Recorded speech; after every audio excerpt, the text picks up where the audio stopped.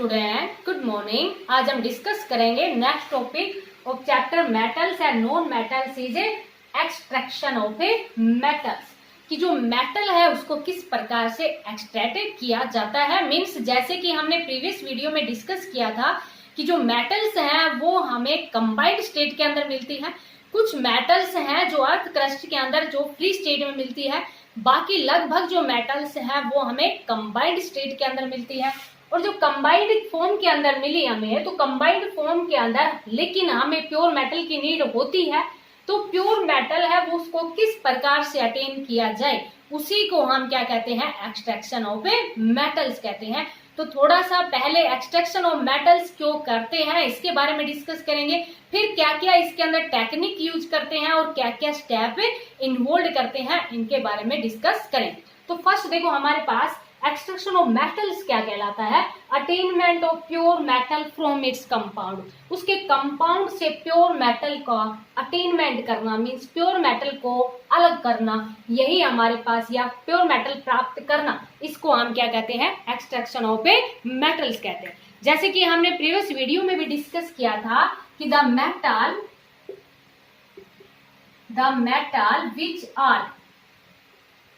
which are at the bottom of reactivity series, reactivity या activity series हम discuss कर चुके हैं। इसको एक्टिविटी सीरीज भी कह देते हैं या रिएक्टिविटी भी कह देते हैं, रिएक्टिविटी सीरीज भी। तो the metal which are at the bottom of reactivity series are in a free state, means अब रिएक्टिविटी सीरीज, जैसे कि जो आपके पास हाइड्रोजन से नीचे की बात करते हैं, अब हाइड्रोजन से नीचे हमारे पास कॉपर भी होती है, सिल्वर भी होती है, ठीक है। लेकिन जो सिल्वर और गोल्ड है इन्हीं को जनरली फ्री स्टेट में बोला जाता है। जैसे प्लेटिनम भी होती है, प्लेटिनम गोल्ड को फ्री स्टेट में बोला जाता है। नहीं तो जो कॉपर और जो सिल्वर है जनरली तो उनको बोल देते हैं कि उनकी रिएक्टिविटी सीरीज बहुत ही कम है, मीन्स वो फ्री स्टेट के अंदर है, लेकिन वो भी हमारे पास कंबाइंड स्टेट के अंदर मिलती है। और जो कॉपर और सिल्वर है वो found in combined state in form of sulphide and oxide, वो भी हमें किसकी फॉर्म में मिलती है, सल्फाइड और ऑक्साइड की फॉर्म में मिलती है। जैसे कि हमने ओर के बारे में डिस्कस किया था, तो कॉपर के सल्फाइड की भी बात की थी और कॉपर के ऑक्साइड की भी बात की थी, ऐसे सिल्वर की भी बात की थी, शायद आपने वो याद कर लिए होंगे। तो यहाँ पर हम क्या कहेंगे कि some metals found in earth crust in free state, मतलब कुछ ही मेटल है इन a free state. For example देखो, एग्जाम्पल में तो हम सिल्वर का नाम लिखेंगे यहाँ पर, लेकिन और जितनी मेटल्स मिलती है उतनी ये कंबाइंड स्टेट में नहीं मिलती, बस ओनली ये सल्फाइड और ऑक्साइड की फॉर्म में मिलती है, बाकी तो कार्बोनेट की फॉर्म में भी मिलती है, ठीक है। तो देखो यहाँ पर हमारे पास, जैसे कि हमने सारे डिस्कस किए थे, सिलिकेट की फॉर्म में भी मिलती है। तो फॉर एग्जाम्पल जैसे कि यहाँ पर हम बात कर लेंगे, गोल्ड की बात कर लेंगे, प्लेटिनम की बात कर लेंगे, ठीक है बेटा, और सिल्वर की भी बात कर लेते हैं, ठीक है, एटसेट्रा। क्योंकि यहाँ कॉपर की भी बात करते हैं इसके अंदर, क्योंकि वो भी हाइड्रोजन से नीचे ही आती है, मीन्स रिएक्टिविटी सीरीज उसके भी लो ही होती है। लेकिन यहाँ पर एक लाइन ये भी लिख देंगे, क्या लिखेंगे कि silver and copper found in combined state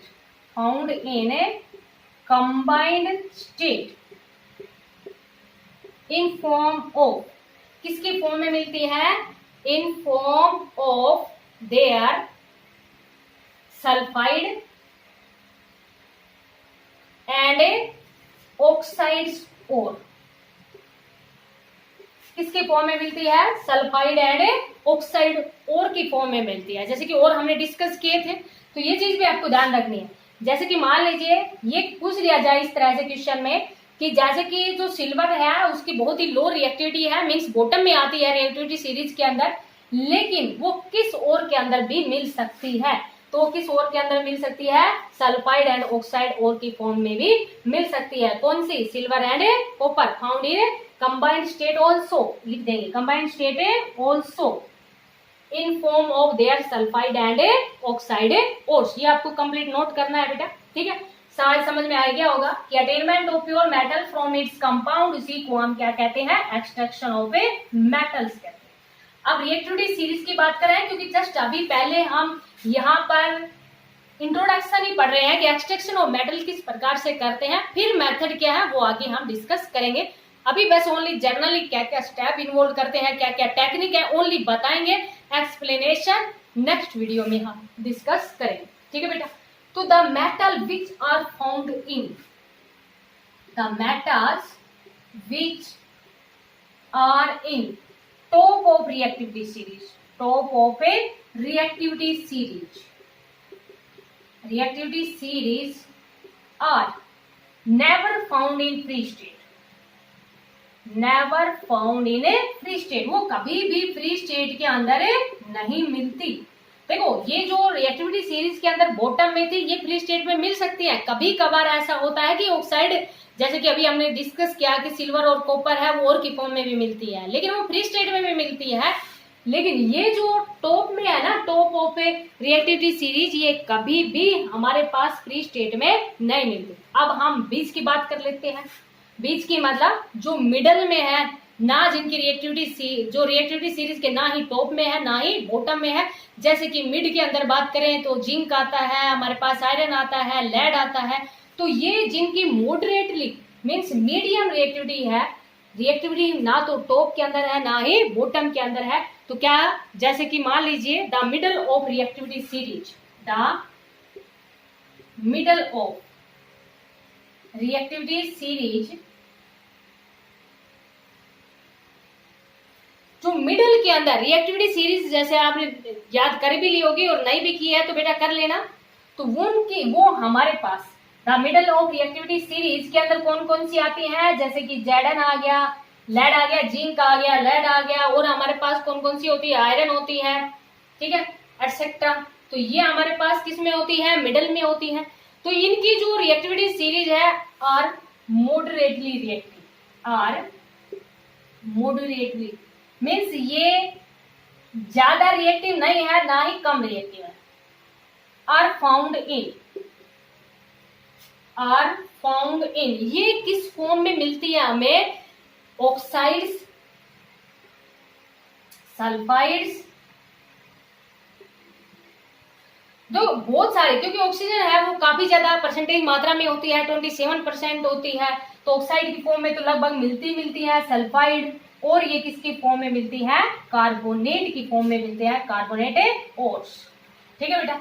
तो जिनकी रिएक्टिविटी सीरीज मिड के अंदर है, ना उनकी ज्यादा है ना ही उनकी कम है, तो वो हमें किस किस की फॉर्म में मिलती है, ऑक्साइड की फॉर्म में मिलती है, सल्फाइड की फॉर्म में मिलती है, और किसकी फॉर्म में मिलती है, कार्बोनेट्स की फॉर्म में मिलती है, कार्बोनेट और इनकी फॉर्म में हमें वो मिलती।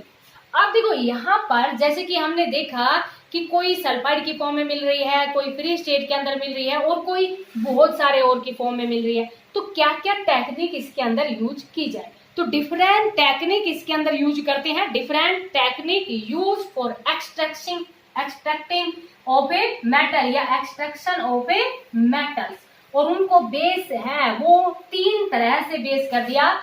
रिएक्टिविटी जिनकी हाई थी, जिनकी रिएक्टिविटी लो है, और जिनकी रिएक्टिविटी मिडल के अंदर है। तो ये भी बेटा कंप्लीट नोट ही कर लेना, जो भी आपको लिखवा रहे हैं कि different technique used, different technique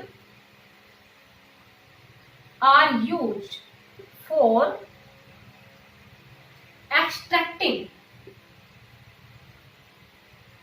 of a metals, depend their metals depend on their position in a reactivity series, कि उनकी जो रिएक्टिविटी सीरीज है उसके अंदर क्या पोजीशन है, और which is divided into 3 category, which is divided into 3 category, और उनको 3 कैटेगरीज में डिवाइड किया गया है। कौन कौन सी कैटेगरी में डिवाइड कर दिया, जैसे कि अभी आपने देखा जिनकी रिएक्टिविटी हाई थी, तो फर्स्ट में क्या कह दिया, metals of low reactivity, metals of A low reactivity या हाई रिएक्टिविटी लिख लेना, इसमें तो कुछ वो नहीं रहेगा। Metals of A low reactivity. Second में कह दिया मेटल्स ऑफ ए जिनकी रिएक्टिविटी इन बिटवीन है, तो यहां पर इन बिटवीन रिएक्टिविटी के लिए आप मॉडरेटली यूज भी कर सकते हो या मीडियम भी कर सकते हो। Metals of low reactivity, metals of medium reactivity, और थर्ड को क्या कह दिया, metals of A high reactivity. तो यही आगे हम डिस्कस करेंगे कि जो मेटल्स है जिनकी लो रिएक्टिविटी है उनको किस प्रकार से एक्सट्रैक्ट किया जाए, जिनकी मीडियम में है उसको कैसे किया जाए, और जिनकी हाई है उनको कैसे किया जाए। तो ये तीन हमारे पास, क्योंकि डिफरेंट टेक्निक यूज करते हैं और वो किस बेस के ऊपर यूज करते हैं, जैसे उनकी रिएक्टिविटी सीरीज के अंदर पोजीशन, और रिएक्टिविटी सीरीज के अंदर पोजीशन के लिए लो रिएक्टिविटी की बात करते हैं, मीडियम रिएक्टिविटी की भी बात करते हैं, और हाई रिएक्टिविटी की भी बात करते हैं। अब क्या क्या इसके अंदर स्टेप इन्वॉल्व किए जाते हैं वो देखो। अभी जैसे कि अभी मैं बताया था आपको कि यहाँ पर ओनली हम आगे क्या पढ़ने जा रहे हैं वही डिस्कस कर रहे हैं बस ओनली। तो स्टेप इन्वॉल्व, क्या क्या स्टेप इसके अंदर इन्वॉल्व किए जाते हैं मेटल को एक्सट्रैक्ट करने के लिए। तो अभी हम क्या लिखेंगे, step involve in the, steps involve in the extraction of metals, extraction of metals from their ore, from their ore. देखो बेटा यहाँ पर अगर मान लीजिए जो फ्री स्टेट के अंदर मिल रही है तो उसको तो एक्सट्रैक्ट करने की जरूरत ही नहीं है। एक्सट्रैक्ट हमें ओनली किसको करना है, जो कि ओर की फॉर्म में मिल रही है, और जब ओर की फॉर्म में मिल रही है तो क्या क्या स्टेप इसके अंदर इन्वॉल्व किए जाते हैं, तो ये आप नोट कर लेना बेटा। उसके बाद में देखो ये इसके नीचे ये नोट लिख करना है आपको कि एक्सट्रैक्शन ऑफ मेटल्स के लिए क्या क्या स्टेप होते हैं। तो स्टार्टिंग में बेटा देखो बहुत ही सिंपल सा है, पहले हमारे पास क्या है, ओर, मीन्स उसकी कंसंट्रेशन क्या है, कंसंट्रेशन ऑफ ए ओर। अब कंसंट्रेशन ऑफ ओर से ही तीन टाइप से इनको डिवाइड किया गया है, और तीन टाइप से डिवाइड किया गया था उसमें अभी हमने लिखा था metals of high reactivity, metals of A high reactivity जिनकी रिएक्टिविटी हाई थी, metals of medium reactivity, metals of a medium reactivity, ठीक है बेटा, और metals of A low reactivity, metals of A low reactivity. अब इसके अंदर क्या क्या स्टेप इन्वॉल्व करेंगे, मींस ये तो टेक्निक हो गई कि तीन तरह से इनको डिवाइड किया गया है। अब स्टेप की बात कर रहे हैं तो मेटल्स ऑफ हाई रिएक्टिविटी समझ में आ गया होगा, मेटल्स ऑफ मीडियम रिएक्टिविटी की बात कर रहे हैं, और यहाँ पर metals of A low reactivity की बात कर रहे हैं। तो बिल्कुल सिंपल सा है बेटा कि जो हाई रिएक्टिविटी के मेटल होंगे उनके लिए जो स्टेप इन्वॉल्व करेंगे वो इलेक्ट्रोलाइसिस प्रोसेस करेंगे। इलेक्ट्रोलाइसिस क्या होता है ये आगे हम डिस्कस करेंगे, जो आयंस की फॉर्म में होता है ये कंप्लीटली आपको बताएंगे। तो एक्सट्रैक्शन ऑफ मेटल्स के लिए, मेटल्स ऑफ जो हाई रिएक्टिविटी है उसके लिए हम किसका यूज करेंगे, इलेक्ट्रोलाइसिस ऑफ ए मोल्टन ओर। पहले तो उसको मोल्टन किया जाता है, मींस पिघलाया जाता है, ठीक है, उसके बाद में उसका इलेक्ट्रोलाइसिस प्रोसेस किया जाता है, और फिर जैसे ही इलेक्ट्रोलाइसिस प्रोसेस इसके अंदर करते हैं यहाँ पर हमें क्या मिल जाती है, प्योर मेटल मिल जाती है। तो ये आगे करेंगे बेटा। अभी आपके पास टॉपिक क्या था कि क्या क्या स्टेप इन्वॉल्व करते हैं, कैसे करते हैं, ये आगे की वीडियो में हम डिस्कस करेंगे। अलग से अलग अलग टॉपिक होंगे आपके पास, मेटल्स ऑफ हाई रिएक्टिविटी की बात करेंगे, फिर मीडियम रिएक्टिविटी की बात करेंगे, फिर लो रिएक्टिविटी की बात करेंगे। तो हाई रिएक्टिविटी के अंदर समझ में आया, इलेक्ट्रोलाइसिस ऑफ ए मोल्टन ओर की बात करते हैं, और जैसे इलेक्ट्रोलाइसिस करते हैं वैसे हमें प्योर मेटल मिल जाती है। अब देखो बेटा मीडियम रिएक्टिविटी की बात कर रहे हैं, तो मीडियम रिएक्टिविटी के अंदर जैसे कि अभी हमने देखा था कुछ कार्बोनेट की फॉर्म में मिलती है, कुछ सल्फाइड की फॉर्म में मिलती है, और जनरली ऑक्साइड की फॉर्म में तो लगभग मिलती है।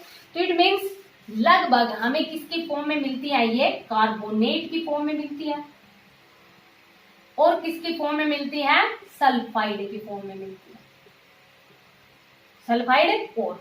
अब जब कार्बोनेट की फॉर्म में जो भी मेटल मिलती है उसका कैल्कुलेशन करते हैं, ये हम आगे पढ़ेंगे कि ये मेथड होता क्या है, और जो सल्फाइड की फॉर्म में होती हैं उनके लिए रोएस्टिंग मेथड का यूज करते हैं। ये भी आगे हम डिस्कस करेंगे। ओनली अभी आपको बताया कि यहाँ ओनली हम स्टेप की बात करें। अब जो कैल्सिलेशन और रोएस्टिंग करते हैं ना, दोनों मेथड से हमें क्या मिलता है, ऑक्साइड ऑफ मेटल मिल जाता है। दोनों मेथड से ही पहले मींस कार्बोनेट की फॉर्म में होता है, और जो कार्बोनेट की फॉर्म में होता है उसके लिए हम कैल्सिलेशन मेथड का यूज करते हैं, और जो सल्फाइड की फॉर्म में होता है उसके लिए रोएस्टिंग मेथड का यूज करते हैं। और दोनों मेथड का यूज करने से हमें ये किसके फॉर्म में मिल जाती है, ऑक्साइड ऑफ मेटल की फॉर्म में मिल जाती है। अब जो ऑक्साइड ऑफ मेटल की फॉर्म में मिलती है फिर उसका हम रिडक्शन करते हैं। तो यहाँ पर नोट करना बेटा, रिडक्शन टू मेटल, उसको रिडक्शन करके उसका रिडक्शन किया जाता है। कैसे किया जाता है ये भी हम आगे डिस्कस करेंगे। तो रिडक्शन ऑफ टू मेटल, और फिर रिडक्शन टू मेटल के बाद में ही बेटा यहाँ पर लिखना प्यूरिफिकेशन, प्यूरिफाई किया जाता है, प्यूरिफिकेशन ऑफ ए मेटल। समझ में बेटा, ये कहां पर लिखना है, यहाँ पर। समझ में आया। Medium metals of medium reactivity किस फॉर्म में मिलती है, जनरली कार्बोनेट और सल्फाइड की फॉर्म में मिलती है, जिनकी रिएक्टिविटी मीडियम होती है। जैसे कि अभी हमने देखा था जिंक कार्बोनेट की फॉर्म में भी, और उसमें भी हमने पढ़ा था सल्फाइड की फॉर्म में भी था। तो जो कार्बोनेट और जनरली सल्फाइड की फॉर्म में ज्यादा मिलती है ये, तो जो कार्बोनेट की फॉर्म में होती है उसके लिए कैल्सिलेशन मेथड किया जाता है ताकि उसको ऑक्साइड ऑफ मेटल में कन्वर्ट कर लिया जाए, और सल्फाइड की फॉर्म में मिलती है उसके लिए रोएस्टिंग मेथड का यूज किया जाता है, तो ऑक्साइड ऑफ मेटल मिल जाता है। और जो ऑक्साइड ऑफ मेटल मिलता है फिर उसका रिडक्शन किया जाता है, रिडक्शन टू मेटल्स में, और फिर इसी के बाद में लिखना बेटा, फिर लास्ट में उसको क्या कर लेते हैं, प्योरीफाई कर लेते हैं। अब यहाँ पर लो रिएक्टिविटी की बात कर रहे हैं, और लो रिएक्टिविटी के लिए अभी आपको बताया था ना कि जब लो रिएक्टिविटी की बात कर रहे थे हम, जैसे कि सिल्वर और कॉपर की बात कर रहे थे, तो जैसे कि आपको बताया था ऑक्साइड की फॉर्म में तो जनरली मिलती है, लेकिन सिल्वर और कॉपर है वो जनरली किसकी फॉर्म में मिलती है, सल्फाइड की फॉर्म में मिलती है। ठीक है बेटा, जब सल्फाइड की फॉर्म में मिलती है तो सल्फाइड के लिए अभी आपको बताया ना कि सल्फाइड के लिए किसका यूज करते हैं, रोएस्टिंग का यूज करते हैं। और रोएस्टिंग का यूज करने से ये आपको ये भी समझ में आ गया होगा कि हमें क्या मिलता है, ऑक्साइड ऑफ मेटल मिलता है, मींस ऑक्साइड ऑफ मेटल्स। यहाँ पर क्योंकि ये रिएक्टिविटी सीरीज में इतनी ज्यादा नहीं होती, तो जैसे कि ऑक्साइड ऑफ मेटल तो जनरली मेटल मिल जाती है, बट उस मेटल के अंदर कुछ इम्प्योरिटी होती है, फिर उसको क्या किया जाता है, यहाँ पर रिफाइनिंग की जाती है, मींस प्योर मेटल फिर हमें मिल जाती है। तो ये स्टेप है, शायद आपको समझ आ गया होगा बेटा। इसको आप अच्छे से नोट करना है, क्योंकि क्वेश्चन अगर आपके पास ये बन जाए कि what are the step involve, कौन कौन से स्टेप इन्वॉल्व किए जाते हैं for extraction of metal from their ore, कौन कौन से स्टेप यूज किए जाते हैं, कैसे यूज किए जाते हैं, ये नहीं। क्वेश्चन अगर आपके पास यही बन गया, what are the step involve in extraction of metal from their ore, तो जैसे कि जो ओर है उसकी कंसंट्रेशन के ऊपर डिपेंड करेगा, मींस हाई रिएक्टिविटी की बात कर रहे हैं या मीडियम रिएक्टिविटी की बात कर रहे हैं या लो रिएक्टिविटी की बात कर रहे हैं। तो हाई रिएक्टिविटी के हैं तो उनके लिए इलेक्ट्रोलाइसिस कर देते हैं मोल्टन ओर का, पहले मींस उसको पिघलाया जाता है, फिर उसका एक्सट्रैक्शन करते हैं, फिर प्योर मेटल मिल जाती है। आगे पढ़ेंगे कैसे करते हैं। मीडियम रिएक्टिविटी है वो जनरली कार्बोनेट और सल्फाइड की फॉर्म में मिलती है। कार्बोनेट के लिए कैल्सिलेशन मेथड का यूज करते हैं, और जो सल्फाइड की फॉर्म में होती है उसके लिए रोएस्टिंग मेथड का यूज करते हैं। फिर ऑक्साइड ऑफ मेटल मिल जाता है, फिर उसका रिडक्शन कर लेते हैं, फिर उसको प्यूरिफाई कर लेते हैं, तो प्योर मेटल मिल जाती है। ऐसे मेटल्स ऑफ लो रिएक्टिविटी में जनरली सल्फाइड की फॉर्म में मिलती है, और जब सल्फाइड की फॉर्म में है तो उनका रोएस्टिंग मेथड किया जाता है। और यहाँ पर लो रिएक्टिविटी है तो रोएस्टिंग मेथड से ही मेटल मिल जाती है, और फिर उस मेटल को दोबारा क्या किया जाता है, रिफाइनिंग की जाती है, क्योंकि वो थोड़ी सी इम्प्योर होती है, तो फिर दोबारा रिफाइनिंग प्रोसेस किया जाता है और फिर हमें प्योर मेटल मिल जाती है। तो इसको आप अच्छी तरह से इसी तरह से टेबल के रूप में इसको आप नोट कर लेना, अच्छे से अंडरस्टैंड करना। जितना भी आपको लिखवाया ना बेटा कंप्लीट आपको नोट करना है, क्योंकि कई बार क्वेश्चन अगर ये बन जाए right A short note on extraction of metals, तो आपको ये कंप्लीट इतना लिखना पड़ेगा ही पड़ेगा। ठीक है, तो इसको आप अच्छे से अंडरस्टैंड करना। Thank you, have a nice day.